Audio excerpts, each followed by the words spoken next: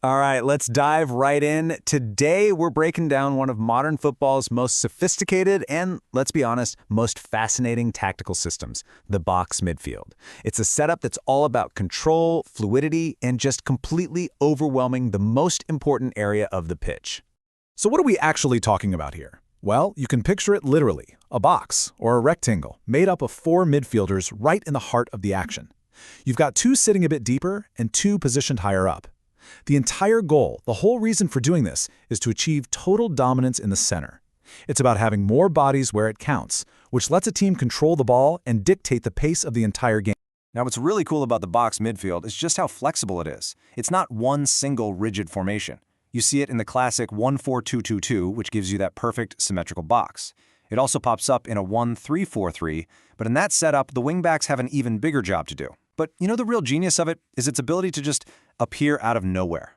A team can be lined up in a standard 1-4-2-3-1, a winger drifts inside, and boom, suddenly you're facing a box midfield, and it can completely throw the opposition for a loop.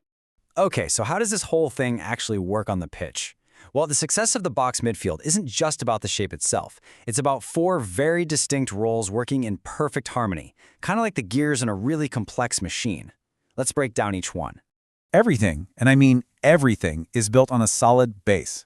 And in the box midfield, that foundation is the 2 deep-lying midfielders. These 2 are the engine room and the shield. They're often called the double pivot, and they form the bottom 2 corners of our box. Their job is just immense. First and foremost, they have to shield the backline. Their main job is to snuff out attacks before they even get started. But they're not just destroyers. They're also responsible for recycling possession, keeping the ball moving, and launching the team's attacks from deep. And whatever teammates, especially those adventurous wingbacks, push forward, these are the guys who provide the cover. Their positioning is absolutely critical for clogging up those central passing lanes, making the team incredibly tough to play through. Simply put, if these 2 aren't on the same page, the whole structure can fall apart. All right, let's move up the pitch to the top 2 corners of the box. This is where we find the creative hub, the 2 advanced midfielders. These are the players who live in those tight, dangerous spaces between the opponent's midfield and their defense, and their job is to cause all sorts of problems. You can think of these players as the connectors, right? They're the link between the deep build-up play and the final attack. They're absolutely essential for creating those central overloads we talked about, which lets the team keep the ball and patiently probe for an opening. They need incredible spatial awareness to find those little pockets of space and to time those late, ghosting runs into the penalty area. And when possession is lost, well, they become the first line of defense, acting as the triggers that kickstart the team's press. So if we've got 4 players clogging up the middle, you might be wondering, where does the width come from? And that is a fantastic question. The answer lies with the engine of the system, the wingbacks. Because the box midfield is so narrow by design, these players are the only source of width, and their role is one of the most physically demanding on the entire pitch. In attack, they have to operate like out-and-out wingers, constantly making overlapping runs to stretch the other team's defense and whip in dangerous crosses. But the instant their team loses the ball, they have to completely transform back into fullbacks, sprinting back to cover the huge amount of space they've left open. It's an absolutely lung-busting role that requires elite-level fitness and some serious tactical intelligence. And finally, we get to the linchpin of the attack, the striker.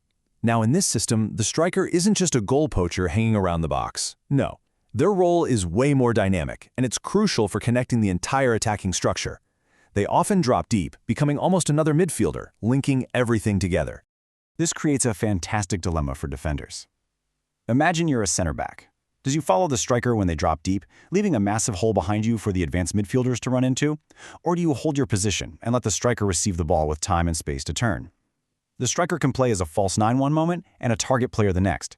And this constant unpredictability makes the whole attack incredibly difficult to deal with. Okay, so we've looked at the individual parts. Now let's see what happens when they all click together. What are the big advantages of this system? Why are so many top coaches completely drawn to it? The biggest strength is pretty obvious, those central overloads. By packing 4 players into the middle, you almost always have a numbers advantage against teams playing with a typical 2- or 3-person midfield. This just makes everything smoother. It makes passing through the lines easier, and it allows for quick, little one-touch combinations that can pull a defense all over the place and exploit the gaps that start to appear. But the real beauty of the system is its fluidity. The players inside that box are never standing still. They're constantly rotating, A holding midfielder might push up, an advanced midfielder might drift wide. This constant movement is an absolute nightmare for defenders who are trying to man-mark. It just creates chaos and opens up all these constantly changing angles for an attack. And this is a really clever part of the design. Even when a team is in full attack mode, this system means they're already in a great shape to defend. It's a concept called rest defense. Because you have 4 players packed into the middle, the moment possession is lost, they can immediately swarm the ball, counterpress, and hopefully win it back high up the pitch, strangling counterattacks before they can even get going. But, of course, no system is perfect.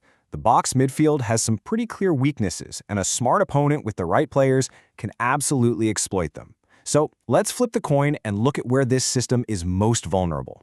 The most glaring weakness? It's the space it leaves out wide. The whole system is narrow by design. It has to be. So if you lose the ball and your wingbacks are caught high up the pitch, well, a team with fast wingers can have a field day. They've got acres of green grass to run into down the flanks on the counterattack.